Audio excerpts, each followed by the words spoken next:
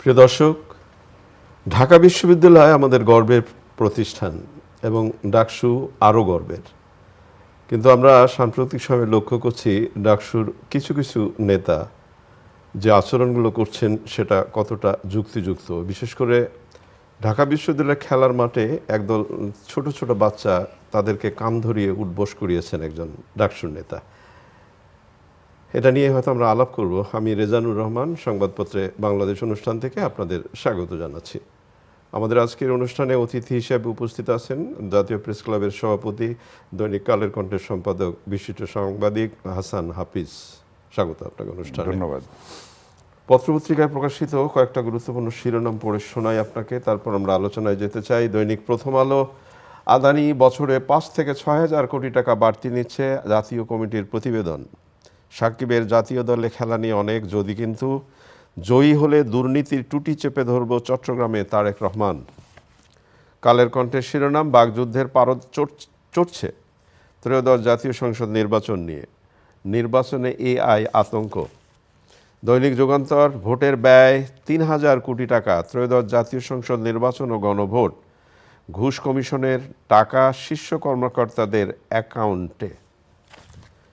দৈনিক সমকাল, ক্ষমতায় গেলে দুর্নীতির টুটি চেপে ধরা হবে, তারেক রহমান বলেছেন। জাতীয় কমিটির প্রতিবেদন, অন্যদের তুলনায় আদানির বিদ্যুতের দাম শতকরা 55% বেশি।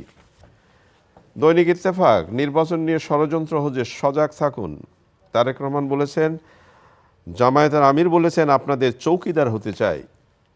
বাংলাদেশ প্রতিদিন 1000 কোটি টাকার গণভোট, দোসর খুঁজতে বেসরকারি খাতের সর্বনাশ।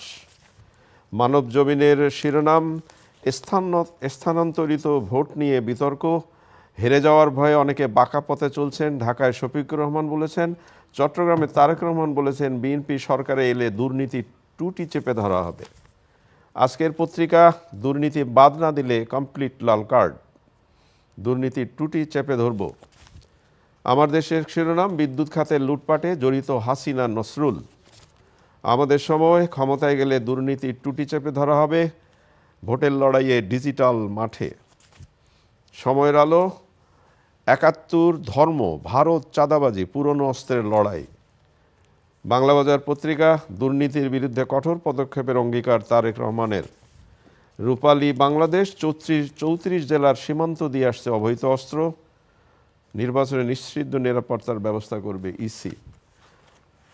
সবই ভালো খবর, কিন্তু আপনাদের পত্রিকা কালের কণ্ঠের শিরোনাম হয়েছে, বাকযুদ্ধের পারদ চড়ছে। নির্বাচনে বাকযুদ্ধ হবে, এটা স্বাভাবিক, কিন্তু যে ধরনের বাকযুদ্ধ হচ্ছে সেটা কতটা কাঙ্ক্ষিত। যেমন জয়ী হলে দুর্নীতির টুটি চেপে ধরব, তারেক রহমান বলেছেন।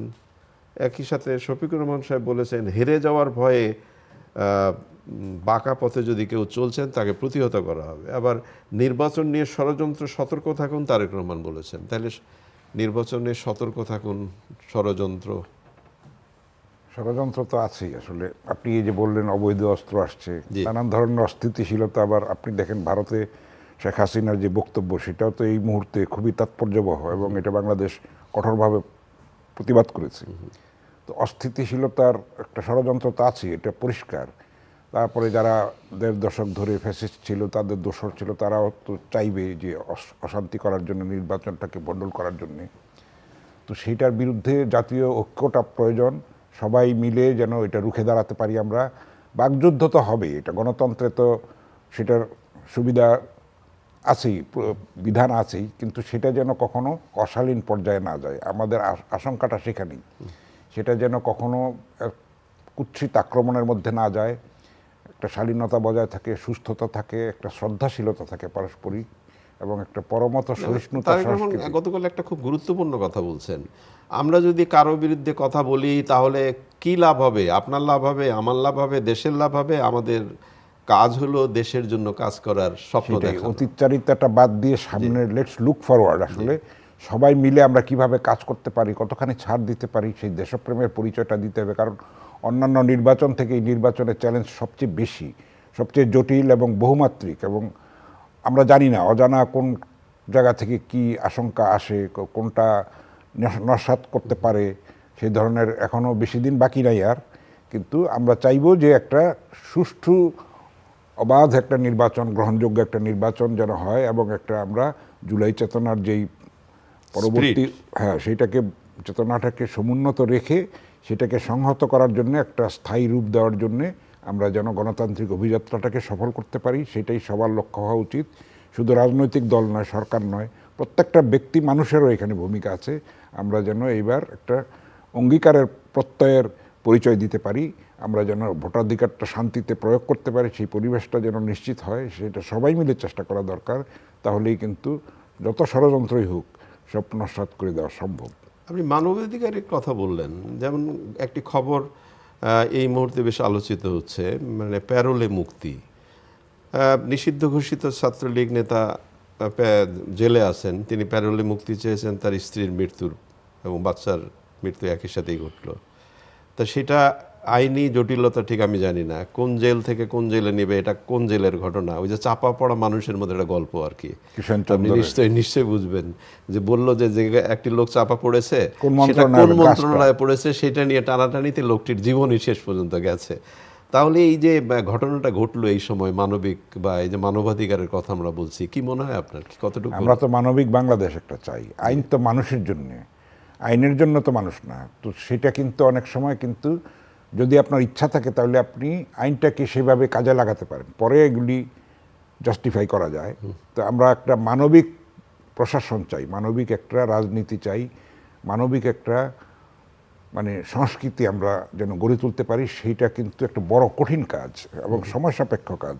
আমরা যদি শুরু করি, সবাই যদি সেটার প্রতি শ্রদ্ধাশীল হই, যদি আমরা এই ব্যাপারে কমিটেড হই, তাহলে কিন্তু এটা হয়তো করা সম্ভব। আমরা না পারলেও পরবর্তী জেনারেশন সেটা পারবে। এই যে একটা পরিবারের মৃত্যু, স্ত্রীর মৃত্যু, সন্তানের মৃত্যু, তা আমরা একজন অপরাধী মনে করলাম যে অপরাধী, কিন্তু সে তো মানুষ, তো তাকে তো দেখবার জন্য এই যে টানাটানি, কোন জেলার কোন জেল থেকে কে কাকে বলবে, এটা কি কাঙ্ক্ষিত? এটা কোনোভাবেই কাঙ্ক্ষিত নয়, সেটার একটা সমন্বয়হীনতার অভাব আছে, সদিচ্ছার অভাব আছে। না হলে এটা ঘটনাটা ঘটতো না। তো এইটা তো সে আর পালিয়ে যাচ্ছে না, সে তো ভেরি মাছ তাদের তত্ত্বাবধানে আছে, আওতার মধ্যেই আছে। তো এইটা মানবিক কেন আমরা হয়ে উঠবো না? আর যদি খুনিও হয় তার প্রতিও তো আমাদের সদয় হয়ে তাকে যদি আমরা শুদ্ধ পথে আনতে পারি, সেটাই তো সাকসেস, তাই না? সেই চেষ্টাটাই তো করা উচিত। মানুষ তো মানুষের জন্য, আসলে আমরা তো সেটা কথাই বলি কিন্তু কাজে আমরা এটা প্রয়োগ করি না। একটা নির্বাচনের সময় চলছে, ধরেন আর 15 থেকে 16 দিন আছে, দুঃখিত।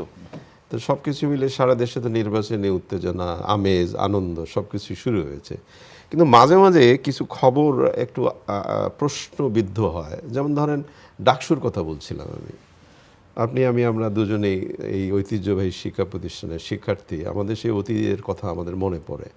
ডাকসু এমন একটি প্রতিষ্ঠান যেটা তার উপরে ছায়াতলে সবাই নিরাপদ ভাবে নিজেদেরকে। তো ডাকসুর একজন নেতৃবৃন্দ সর্বমিত্র চাকমা, তার আচরণ নিয়েও এর আগে প্রশ্ন উঠেছে, একজন বৃদ্ধ লোককে তিনি ক্যাম্পাসে কীভাবে লাঞ্ছিত করেছেন। এখন যেটা সামাজিক যোগাযোগের মধ্যে দেখা গেল, তিনি স্কুলের না তাদের বিশ্ববিদ্যালয়ে খেলার মাঠে একদল কিশোর তরুণ তারা খেলছিল, তাদেরকে কান ধরে উঠবোস করাচ্ছেন তিনি, কেন তোমাদের এই জায়গাটা এটা না। এটা তো খুবই মর্মান্তিক এবং অগ্রহণযোগ্য। আসলে এটা তো ছাত্রদেরকে শ্রদ্ধা করবে, যারা নির্বাচিত হয়েছে তারা যদি নিজেরা শ্রদ্ধার জায়গাটা না রাখে তাহলে তো তাদের প্রতি ঘৃণা মানুষের নিক্ষিপ্ত হবে। তো সেটা দুঃখজনক। আর একটা কথা আছে, আমি এটা বলি বারবার, ব্রিটিশ প্রধানমন্ত্রী ছিলেন টনি ব্লেয়ার, উনি বলেছিলেন যে নির্বাচিত হলেই গণতান্ত্রিক হয় না। আসলে গণতন্ত্র কিন্তু এক ধরনের অত্যাচার, কিন্তু 49 জনের উপরে 51 জনের অত্যাচার, অবশ্যই এটা একটা সামষ্টিক স্বৈরাচারও বলতে পারেন কোনো অর্থে। তো আমরা যেন সেইটা মানবিক, সব ক্ষেত্রেই যদি আমরা মানবিক হয়ে উঠি, তাহলে এই ছোট ছোট বাচ্চারা যদি ভুল করেই থাকে তাহলে তাদেরকে তো সেইভাবে বিশ্ববিদ্যালয়ের খেলার মাঠে ওরা খেলতে গেছে, কি ভুল করলো ওরা? এটা তো অন্যায় তো করে না, ওরা কি ভুল করলো? ওরা তো সন্ত্রাস করতে যায়নি, সেটা তো খুব দুঃখজনক। আমরা আরও দেখেছি ডাকসুর নেতৃবৃন্দ কিন্তু বিভিন্ন দোকানপাটেও না তারা যেভাবে তৎপরতা চালিয়েছে, একটা কর্তৃত্ব, একটা প্যারালাল প্রশাসনের মতো, সেটা খুবই দুঃখজনক। এটা এই আমাদের সময়কার ডাকসু আপনার কি মনে হয়, যেমন ধরেন এটা হলে এই যে ডাকসু নেতৃবৃন্দ, ডাকসু নির্বাচন হলো, এত আলোচনা হচ্ছে, ডাকসু কি এই মুহূর্তে শিক্ষার্থীদের জন্য কোনো একটা সাংস্কৃতিক উৎসব বা মেধার যাচাই করা বা অমুক এই মেধাবী আলোচনা করা এই ধরনের কোনো কিছু কাজ করতে সেরকম পেরেছে? দৃশ্যমান কিছু তো আমরা দেখতে করেছে? পাচ্ছি না, এখনো পর্যন্ত পাচ্ছি না। তাহলে নির্বাচিত হয়ে কাজ কি লাভটা কি তাদের? হলো, তাই না? হ্যাঁ। তো এটা যদি ব্যক্তি স্বার্থ, গোষ্ঠী স্বার্থ হাসিল করার জন্য একটা প্ল্যাটফর্ম কার ছবি থাকবে কি থাকবে না সেটা নামায় দেওয়া হবে, এইসবই তো কাজ না সেটা ডাকসু। দুঃখজনক। তো একটা ছাত্রদের সুকুমার বৃত্তি বিকাশের জন্য, তারপরে তাদের উন্নয়নের জন্য, তাদের কল্যাণের জন্য সেই ধরনের বড় ধরনের কোনো রোডম্যাপ তো আমরা এখনো পাই নাই। সেটা যদি না পাই তাহলে এই নির্বাচিত থেকেই বা কি, না থেকেই বা কি, তাই না? একটা তো পার্থক্য আনতে হবে। গুণগত পরিবর্তন যদি আমরা না পাই, অবশ্যই, একটা অবশ্যই। মানবিকতা যদি আমরা না পাই, একটা কল্যাণমূলক পদক্ষেপ যদি না পাই, তাহলে তো এই নির্বাচন অর্থহীন। হ্যাঁ। আমি জানি না সর্বমিত্র চাকমার এই আচরণ ডাকসু নেতৃবৃন্দ বিশেষ করে টোটাল তারা সবাই এটা কিভাবে মেনে নিচ্ছেন, এটা একটা প্রশ্ন। আমরা অন্য প্রসঙ্গে যেতে চাই। মুক্তিযুদ্ধের অকৃত্রিম বন্ধু মার্ক টালি, মানে এই ভদ্রলোককে চেনে না বাংলাদেশের মানুষ খুব কম আছে। সেই বিদেশি এক ভদ্রলোক, তিনি এখন না ফেরার দেশে। তার স্মৃতির প্রতি আমরা শ্রদ্ধা জানাই, অকৃত্রিম শ্রদ্ধা জানাই। আমরা সেই সময় যেই দুঃসময় আমরা অতিক্রম করেছি করেছি এবং সেটা বিশ্ব দরবারে তুলে ধরার জন্য সেই সময়কার গণমাধ্যমে আমাদের নিপীড়িত জনযুদ্ধের যেই আমাদের কাহিনী, সেই বীরত্বের কাহিনী, আমাদের সেই অত্যাচারের কাহিনী, আমাদের সেই পাক বাহিনীর নৃশংস অত্যাচারের আমরা শিকার হয়েছি। আমরা প্রতিরোধ যুদ্ধে আমরা প্রাণ দিয়েছি, আমরা আমাদের মা বোনদের সম্ভ্রম বিসর্জন দিয়েছি, সেটার মূল্যে আমরা লাল সবুজের পতাকা পেয়েছি। সেটাতে যারা দেশি বিদেশি গণমাধ্যমের বন্ধু আছেন তাদের সবার প্রতি আমরা শ্রদ্ধা জানাই।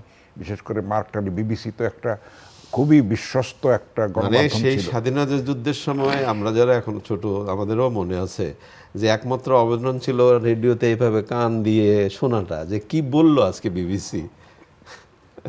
সেটা আমাদেরকে উজ্জীবিত করেছে, অনুপ্রাণিত করেছে, মুক্তিযোদ্ধাদের অনুপ্রাণিত করেছে, তারপরে সাধারণ মানুষকে অনুপ্রাণিত করেছে, তো স্বাধীনতার স্বপ্ন দেখতে উদ্বুদ্ধ করেছে। আমাদের স্বপ্নের লড়াই যেটা, সেটা এগিয়ে যাওয়ার জন্য প্রেরণা দিয়েছে। তো সেই ঋণ তো আমরা কোনোদিন শোধ করতে পারবো না। আমরা গভীর শ্রদ্ধার সঙ্গে তাদেরকে স্মরণ করতে চাই, তাদেরকে মনে রাখতে চাই, তাদের স্মৃতিকে আমরা উজ্জ্বল রাখতে চাই, তাদের যে অবদান সেটাকে আমরা সামনে রেখে এবং সেটাকে সম্বল করে আমরা এগিয়ে যেতে চাই প্রগতির পথে, কল্যাণের পথে, মানবিকতার পথে। এবং উনি বাংলাদেশের বিশেষ করে টেলিভিশন মাধ্যমেও একটু বেশ ভূমিকা রেখেছেন। 21 টেলিভিশনে যখন উনি সাইমন রিং ধরেন, তাদের আরো অস্ট্রেলিয়ান একজন আছেন ওডারল্যান্ড, তারপরে আরো অনেক আদ্রে মোরোয়া। একেবারে একেবারে অন্যরকম আরেকটি আলোচনায় যেতে চাই আপনার সাথে কথা বলবার জন্য। সাকিব আল হাসান, এই আমরা দেখলাম সাকিব আল হাসান অচ্ছুত্ত, মানে তাকে বাংলাদেশে আর কোনোদিনই ঢুকতে দেওয়া হবে না, তিনি আমাদের ক্রিকেট থেকে হারিয়েই গেলেন।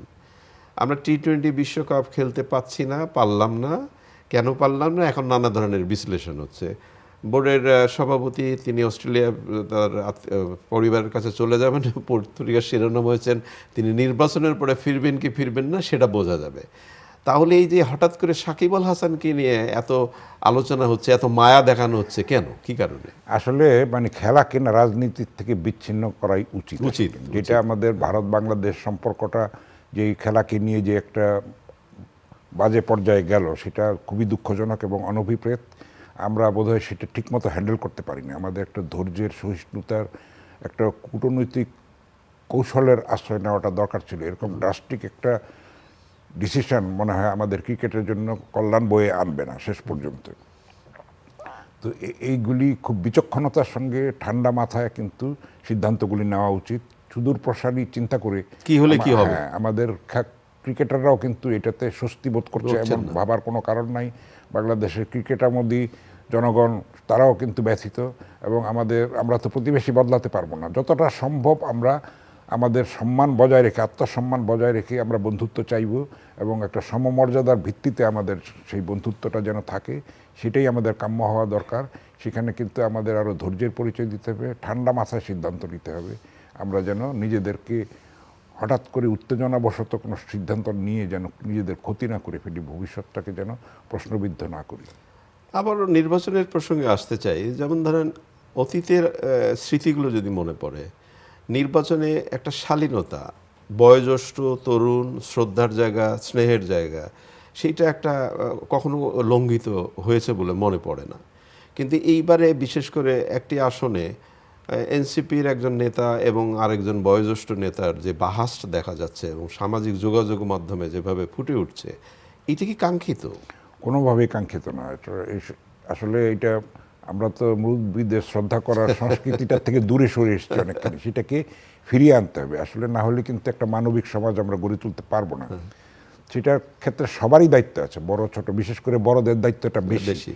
তরুণরা তো তাদের রক্ত গরম, তারা ভুলভ্রান্তি করতেই পারে, কিন্তু আমাদের যারা অভিভাবক, যারা সিনিয়র সিটিজেন, তাদেরকে কিন্তু সেরকম সহিষ্ণুতার সঙ্গে, ধৈর্যের সঙ্গে, বিচক্ষণতার সঙ্গে একটু পাল্টা আপনাকে, যদি কোনো তরুণ যদি একজন বয়োজ্যেষ্ঠকে মানতেই না চান যে আপনি কি, তাহলে কি হবে? এটাও বেশি বাড়াবাড়ি করাটা ঠিক নয়। তাদেরকে বুঝিয়ে বলতে হবে এবং আসলে তাদের রিয়েলাইজেশন হবে আসলে।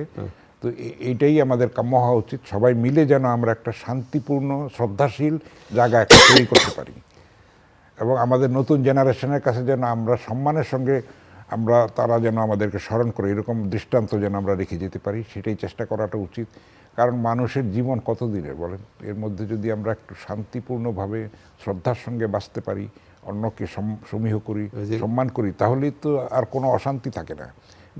নিজেরা মত পার্থক্য থাকুক, সেটা কিন্তু একটা বাড়িতে একটা পরিবারের মধ্যেই তো থাকে। আপনি নিজেরই সবকিছু নিজের পছন্দ হয় না, তাই না? কিন্তু এগুলির সঙ্গে তো অ্যাডজাস্ট করে চলতে হবে। মানুষ কেন শ্রেষ্ঠ জীব বলা হয়? মানুষ গাছপালা খুব সহজেই গাছপালা, মানে পশু পাখি সহজেই পশু। একটা মানুষকে হতে হলে অনেক চর্চা করতে হয়, অনেক স্যাক্রিফাইস করতে হয়, অনেক কুপ্রবৃত্তিকে সংযম করতে হয়। সব কিছুর মধ্যে দিয়ে কিন্তু মানুষকে একটা পরিশুদ্ধ হতে হলে অনেক ত্যাগ স্বীকার করতে, অনেক সংযমের পরিচয় দিতে হয়, অনেক ধৈর্যের পরিচয় দিতে হয়, অনেক অনুশীলনের পরিচয় দিতে হয়। তারপরে আমরা মানুষ হয়ে উঠি, মানবিক হয়ে। একেবারে ছোট একটা প্রশ্ন করবো, এক কথায় বলবেন, আজ তো 16 দিন, এখনো বলে যে নির্বাচন কি হবে? না, এটা আসলে সেই শঙ্কা ঝেড়ে ফেলা উচিত। আমরা সবাই মিলে একটা পজিটিভ বাংলাদেশ দেখতে চাই। আমরা একটা সত্যিকারের সুখী, সমৃদ্ধ, শান্তিপূর্ণ, মানবিক, কল্যাণমূলক একটা রাষ্ট্র চাই, বৈষম্যমূলক রাষ্ট্র একটা চাই। অনেক ধন্যবাদ। প্রিয় দর্শক, আপনারা শুনলেন, নিশ্চয়ই আগামীকাল কথা হবে। খোদা হাফেজ।